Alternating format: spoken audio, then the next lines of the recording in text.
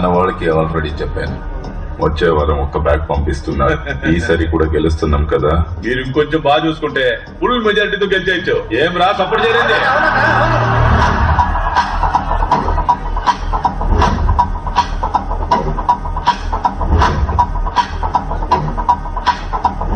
వాడు వేస్ట్, పట్టించుకోకనా. గాజు పెంక కూడా వేస్టేరా గుణశేఖర, కానీ కంట్లో పడితే రక్తంలో మారుతుంది. మనం చూడండి రక్తమా, రక్తంలో ఈత కొడతాడు. మనల్ని ఎవరైనా భయపెడితే వాళ్ళని ఎదుర్కోవడానికి 2 దారులున్నాయి. ఒకటి వాళ్ళకి భయపడి దూరంగా పారిపోవడం, 2 అదే చోట నిలబడి వాళ్ళకన్నా బలంగా మారడం.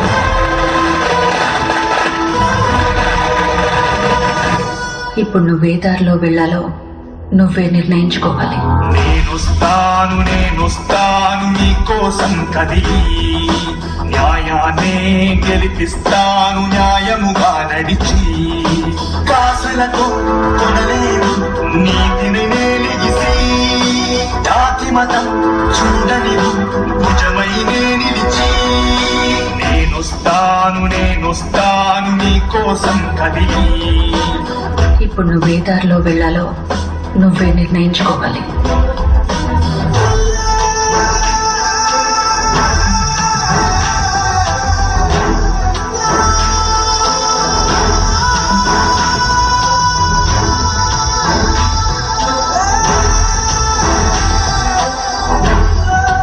ఇప్పుడు నువ్వే దారిలో వెళ్లాలో నువ్వే నిర్ణయించుకోవాలి.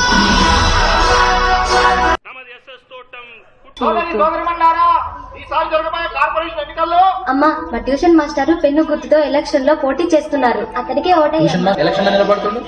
ఎందుకు నిల్చకూడదు? అతను మన పిల్లలందరికీ ట్యూషన్ చెప్తున్నాడా లేదా? అతను కాకపోతే ఇంకెవరు నిల్చుంటారు? ట్యూషన్ మాస్టర్ కార్పొరేటర్ ఒకటేనా? మా ట్యూషన్ మాస్టర్ ఎలక్షన్ లో పోటీ చేస్తున్నాడు. ఎందుకు రాదానికి పలికిమాల పనులు? గెలిస్తే మాత్రం ఏం చేస్తాడంట?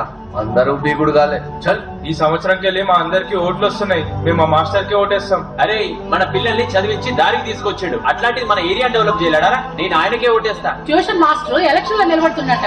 నిలబడితే నాకేంది? నేను ఎవరు గుడిసెకరణకే వేస్తా. ఒక్కొక్క వాడికి నీళ్ళకి మాత్రమే సంవత్సరానికి 40 లక్షలు ఖర్చు పెట్టినారని పేపర్స్ చెప్తున్నాయి. కానీ వారానికి 3 సార్లు మనం నీళ్ల కోసం కొట్టుకుంటాం. ఇది ఒక వాటర్ ట్యాంక్, పోయిన సంవత్సరం పెట్టారు. దీని రేట్ ఎంతో తెలుసా? ఎంత? ఈ ట్యాంక్ కి సిమెంట్ కి ఓ 2 లక్షల దాకా అయి ఉంటది. ఒక 2 లక్షల ట్యాంక్ కి 7 లక్షల లెక్క చూపిస్తున్నారు. ఈ ఏరియాలో మటుకే 24 వాటర్ ట్యాంకులు ఉన్నాయి. మనకి తెలియకుండానే మన వెనక ఎంత దోచుకుంటున్నారో తెలుస్తుందా? ఏందన్నా ఇంత డబ్బు? ప్రెసిడెంట్ ఎలక్షన్ లో ఖర్చు పెట్టి నీకు పంపించిండు. నా ఖర్చులకి 30%, మిగతావన్నీ నా కోసం నీళ్ళలా ఖర్చు పెట్టండి. ఖర్చు పెట్టి నన్ను గెలిపించాలే.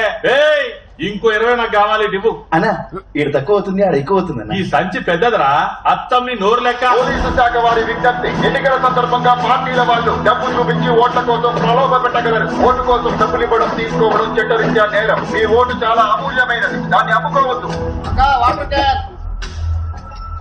పిడికిల్ గుర్తు కోటే, పిడికిల్ గుర్తు.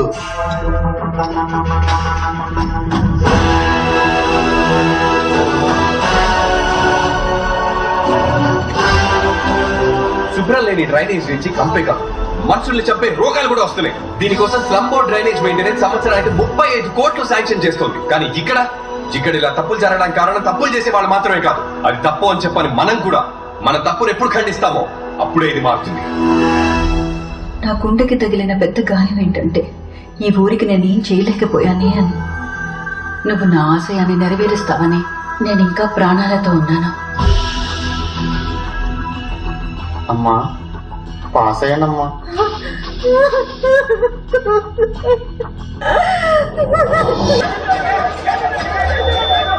తొలి రౌండ్ పూర్తయ్యేసరికి పబ్లిక్ పార్టీ అభ్యర్థి గుణశేఖర్ కి 7,201 ఓట్లు, జనబలం పార్టీ అభ్యర్థి మినల్ కుమార్ కి 6,631 ఓట్లు, ఇండిపెండెంట్ అభ్యర్థి విజయరాఘవన్ కి 2,567. ఏమ్మా, అడిగేది నిన్నే. మా అన్న మిన్నల్ కుమార్ కి ఇంకా ఓట్లు రావాలి. ఏం చేయాలి? రెండవ రౌండ్ పూర్తయ్యేసరికి గుణశేఖర్ 10,341, మిన్నల్ కుమార్ 11,060, విజయరాఘవన్ 7,241.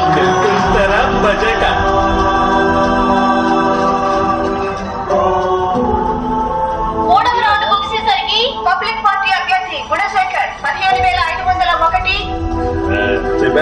అదిరింది లెక్క. బెడ్రూమ్ పార్టీ అభ్యర్థి మిన్నల్ కుమార్ 11,171, ఇండిపెండెంట్ అభ్యర్థి విజయ రాఘవన్ 15,508.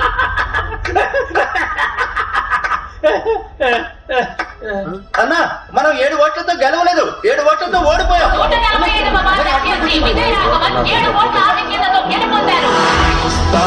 నేనొస్తాను నీ కోసం కదిలి, న్యాయాన్నే గెలిపిస్తాను న్యాయముగా నడిచి.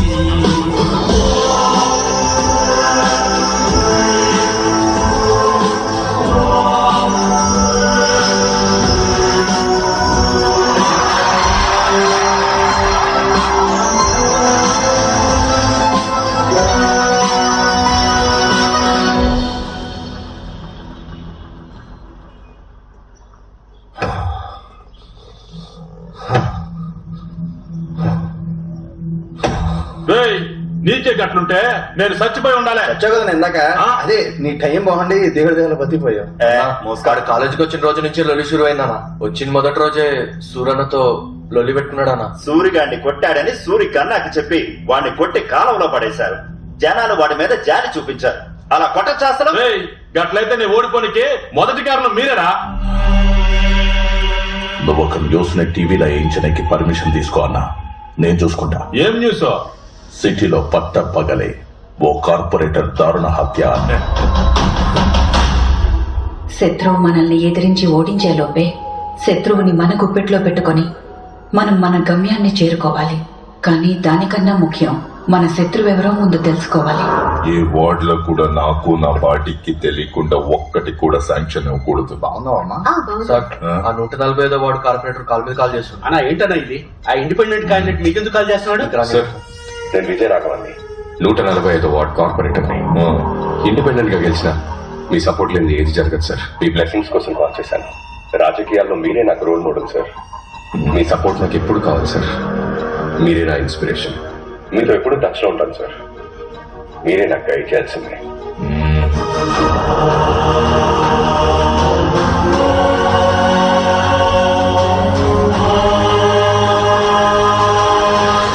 నువ్వు వెళ్లే చోటు నీకు చాలా మంది చెడ్డవాళ్ళు ఎదురవ్వచ్చు. నువ్వెవ్వరికీ భయపడకు. ఎంతమంది చెడ్డవాళ్లున్నా వాళ్ల మధ్యలో నువ్వు మంచివాడిలా ఉండు. ఎందుకంటే చెడ్డవాడు ఈ లోకాన్ని మాత్రమే గెలుస్తాడు, కానీ మంచివాడు ఆ చెడ్డవాడిని కూడా గెలుస్తాడు.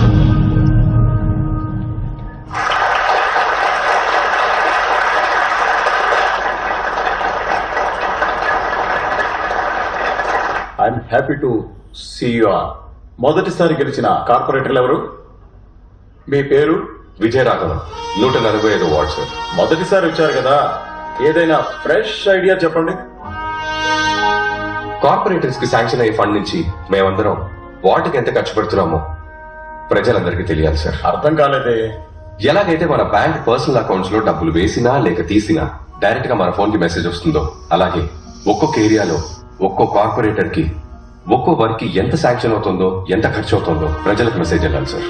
బ్యాంక్ నుండి డైరెక్ట్ గా మెసేజ్ వెళ్ళేట్టు నేను ప్రజలకి కనెక్ట్ చేయబోతున్నాను సార్. ఎంత వస్తుంది, ఎంత పోతుంది అన్న విషయం ప్రజలకు తెలియదు సార్.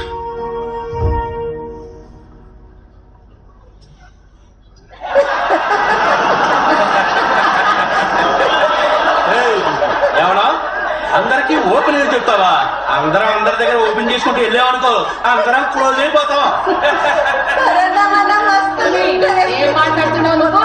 దిమాకుంటే మాట్లాడుతున్నావా? కూసో కూసో. కూర్చోండి కూర్చోండి, గొడవ చేయకుండా కూర్చోండి. కొత్త కదా, అట్లనే ఉంటది. ఏంటి కామెడీ చేస్తున్నారా? గవర్నమెంట్ ఎంత శాంక్షన్ చేసిందో, ఎంత ఖర్చు అయిందో, ఎంత మిగిలిందో ప్రజలకు ఎలా చెప్తారు మీరు? అదంతా పెద్ద ప్రాసెస్. ఈ హెల్ప్ మీరు చేశారంటే మీరు చాలా పెద్ద విజయం సాధించినట్టే. మా ప్రజల గుండెల్లో ఎప్పటికీ అలా నిలిచిపోతారు సార్. ఇలాంటి వేస్ట్ మాటలనే ఇంకెవరికైనా చెప్పండి. మీరు చెప్పినవన్నీ చేయాలంటే మేయర్ గారి approval, corporation commissioner approval, zonal chairman approval కావాలి. అయ్య బాబోయ్, చెప్పడానికి అలుపు చేసింది చూసారు మీరు?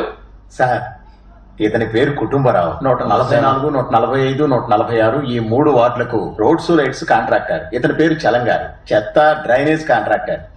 ఇతని పేరు పురుషోత్తం సార్, నీళ్ల కాంట్రాక్టర్. వీళ్ళ ముగ్గురు మీకు right hand, back hand, left hand అయితే కరెక్ట్ గా ఉంటుంది సార్. సార్కి నేను చెప్పేది అర్థమైంది అనుకుంటా, కష్టపడకుండా సంపాదించుకోవచ్చు. మిస్టర్ కుటుంబరావు, మన ఈ వార్డులో మొత్తం 5 వీధులు ఉన్నాయి. 150 మీటర్ల రోడ్డు వేయాలి. ఎంత వర్షం వచ్చినా వచ్చే 10 years వరకు స్ట్రాంగ్ గా ఉండాలి. ఇక్కడ యాక్చువల్లీ 42 కరెంట్ స్తంభాలు ఉండాలి, కానీ ఉన్నవి 27. అందులో 9 పని చేయట్లేదు. ఇక నుండి 6 నుండి 7 లోపలే చెత్త క్లీన్ చేసేయాలి. స్కూల్ పిల్లలు లేచి స్కూల్ కి బయలుదేరే లోపలే ఈ పని అయిపోవాలి. గాలి గట్టిగా వీస్తే రాలిన ఆకులు ఎగరాలి తప్ప చెత్త కుండీలో చెత్త ఎగరకూడదు. సార్ ఒకవేళ తుఫాన్ వస్తే? తుఫాన్ వచ్చినా సరే అక్కడ ఎగరడానికి చెత్త ఉండకూడదు. మిస్టర్ పురుషోత్తం, వారానికి 4 వాటర్ ట్యాంకులు రావాలి, కానీ 2 వస్తున్నాయి. ఇంతకు ముందు సంగతి నాకు అనవసరం, కానీ ఇప్పటి నుంచి వారానికి 4 వాటర్ ట్యాంకులు రావాలి. నేను ఇప్పుడు చెప్పిన దానికి బడ్జెట్ ఎంత అవుతుందో రిలాక్స్డ్ గా వర్కౌట్ చేసి చెప్పాను. దానికి ఎందుకన్నా వర్కౌట్ చేసుడు? రోడ్ లెక్కలతో చెప్పవచ్చు. రోడ్ నీకు ఒక 5 అవుతుందన్నా, మీకు నాకు మన ఏరియా వాళ్ళకి ఓ 4 వేసుకోండి. తర్వాత పోలీస్ స్టేషన్, కార్పొరేషన్ కమిషన్ అని ఓ 3 పెట్టుకోండి. మొత్తంగా ఓ 12 లక్షలు అవుతుంది. ఇక స్ట్రీట్ లైట్లు ఒకటి 42 రూపాయలు, 80 వేసుకోవచ్చు మనం. అట్లాగే వారానికి 4 బల్బులు పోయినాయి అని మనం నొక్కేచానా, ఇంకా వైర్లు పోయినాయి అయిపోయినాయి అని చెప్పి సంవత్సరానికి ఎట్లా లేదన్నా 4 లక్షలు నొక్కేచానా. ఒక ట్యాంకర్ 1500 రూపాయలు కాంట్రాక్టర్ కి ఇచ్చేస్తే 2500 సంపాదించవచ్చు. ఈ సెటప్ అంతా కలిపి 12 లక్షలు వస్తాయి. మనం 15 రౌండ్ చేద్దాం. సార్, ఈ చేతదంతా మనం డిసైడ్ చేసేది సార్. ఉన్న చేతని లేదని చెప్పొచ్చు, లేని చేతని ఉండదని చెప్పొచ్చు, అంతా మనం చెప్పేదే సార్. వీళ్ళలా కాదు నా డిపార్ట్మెంట్. బడ్జెట్ ఇంత అని చెప్పండి సార్, సాలిడ్గా 30% ఇస్తాం మీకు. అయితే మిస్టర్ కుటుంబరావు, రోడ్డుకు ఒక 5, లైట్కి ఒక 2 లక్షలు. మిస్టర్ పురుషోత్తం, మీకు ఒక ట్యాంక్ 1500 ఇస్తున్నాను. దీని ప్రకారంగా వర్కౌట్ చేయండి. ఎక్స్ట్రా ఏమన్నా అయితే అఫీషియల్ గా చూస్తున్నాం. చెత్త నువ్వు డిసైడ్ చేసేది, నేను డిసైడ్ చేసేది కాదు. గవర్నమెంట్ ఎంత అమౌంట్ శాంక్షన్ చేసిందో ఆ అమౌంట్ లోనే పని అయిపోవాలి. ఇందులో కమిషన్లు కూడా కుదరదు, ఇంకా మాకేం మిగులుతుందన్నా. మీరు న్యాయంగా పనిచేస్తే మీ ముగ్గురికి న్యాయంగా లాభం వస్తుంది. సార్, ఏంటి సార్ కామెడీ చేస్తున్నారా? ఏమయ్య, ఏంటిది అంత కొత్తగా మాట్లాడుతున్నాడు? ఈ ఏరియాలో 10-15 ఏళ్ళగా మేము గీ లెక్కలోనే పనిచేస్తున్నాం తెలుసా. మీకు మాకు మధ్యలో చాలా మంది ఉంటారు. వాళ్ళ గనుక కోపం వస్తే ఏమైతుందో ఎరకనా? అరే మంచి ఏరియానా, బాగా సంపాదించుకో, టక్క శాంక్షన్ అయితే ఇడా. నేను చెప్పిందే బడ్జెట్. మీ వల్ల అవుతుందా లేదా చెప్పండి, లేదా నేను చూసుకుంటాను. ఏమంటారు? ఇంకా ఒకే వారంలో నేను ఏ చేంజ్ అయితే కోరుకుంటున్నానో అది నా కళ్ళకు